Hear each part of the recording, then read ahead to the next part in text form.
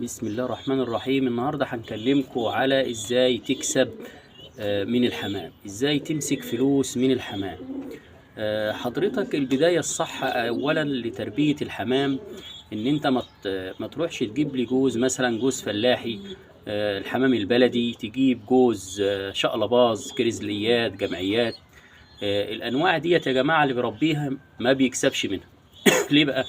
مكسبك الايام ديت في الكلفة الغالية، أكل الحمام الغالي. تيجي تأكل الجوز ب100 جنيه، على ما بيطلع زغاليله تلاقي نفسك بايع الجوز ب100 ولا ب120. حاجة ما فيهاش مكسب. يعني اللي عايز يكسب من الحمام ويكسب فلوس كويسة من الحمام، أنا أقول لك تعمل إيه. أول حاجة أنت هتجيب جوز حمام زي النوع اللي أنا موريهولكوا ده حمام كينجي، مستوى شعبي. الجوز فيه بيعمل 450 جنيه. بتجيب الجوز، هو غالي معاك شويه بس شوف هيكسب معاك قد ايه. بالراحه خليك معايا وانا هحسبها لك بالورقه والقلم كده. اول حاجه، جوز الحمام بياكل 150 جرام، يعني جوز الحمام في اليوم بياكل 150 جرام كلفه. على ما بيديك جوز زغليل، جوز الحمام على ما بيديك جوز زغليل بيقعد 40 يوم.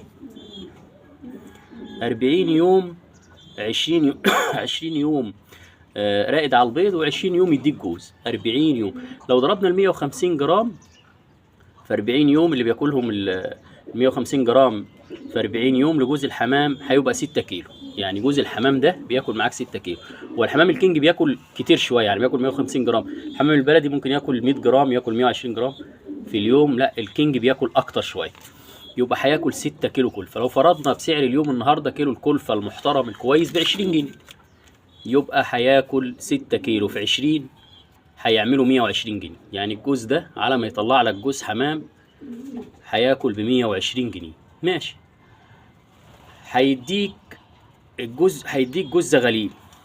جوز الزغاليل بتاع الحمام ده يا جماعه ما بيتباعش اقل من 300 جنيه. يعني انت لو بعته ب 300 جنيه انت كده بتشحته. يعني انا ببيعه عندي، والله في جواز عندي بتوصل من 400 و450، وساعات في جواز ببيعها ب 500 جنيه. ادي جوز الزغاليل بتوعهم مثلا اهو، لسه ما اكتملوش. بسم الله ما شاء الله. هو دول عمرهم 15 يوم. جوز الزغاليل دول عمرهم 15 يوم. يبقى احنا بعنا، ولو نفترض قلنا جوز الزغاليل هنبيعوه ب 300 جنيه. جوز الحمام الزغاليل من حمام الكينج ده هنبيعوه ب 300 جنيه.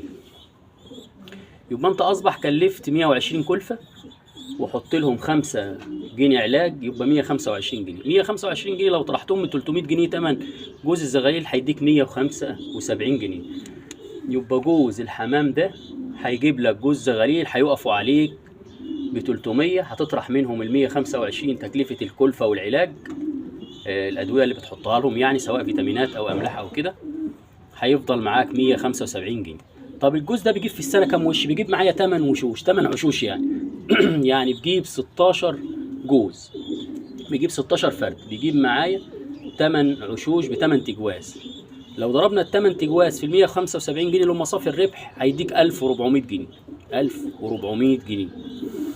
ال 1400 جنيه دول يعني جوز الحمام دول بيكسبوا في الشهر، في ال 40 يوم في الدوره لوحدها بيكسبوا معاك، في السنه بيكسبوا معاك 1400 جنيه. يعني جوز الزغاليل دول جوز الحمام دول في السنه بيكسبوا معاك 1400 جنيه. طب انت لو عندك 10 تجواز هيكسبوا 14000 جنيه. يعني لو عندك 10 تجواز من الحمام ده هيجيبوا لك في السنة 14000 جنيه. مكسب كويس وحاجة نظيفة، ولا بيعملوا صوت ولا بيعملوا دوشة، وكمان النظافة بتاعتهم سهلة وأكلهم سهل. ما بيحتاجوش منك أي حاجة. ممكن تحطهم في بلكونة، ممكن تحطهم في مكان فاضي، ما بيحتاجوش منك إلا بس ممكن تحط لهم إقفاص من اللي هي الإقفاص بتاعت الفاكهة دي، وخلاص على كده، وتقفل عليهم كويس.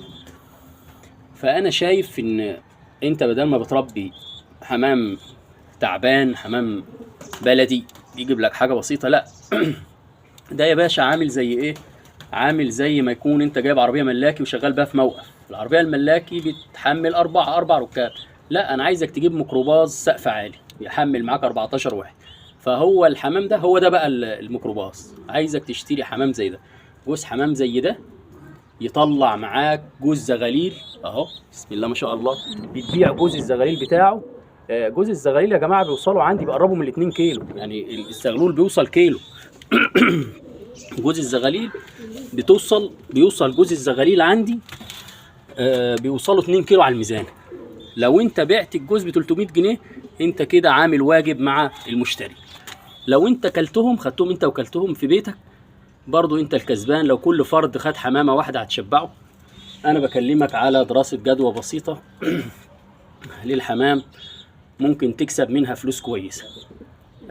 لو حضراتكم عايزين تسألوا اي سؤال تحت امركم. معاكم ابو سلمى في غية الحمام، والسلام عليكم ورحمة الله.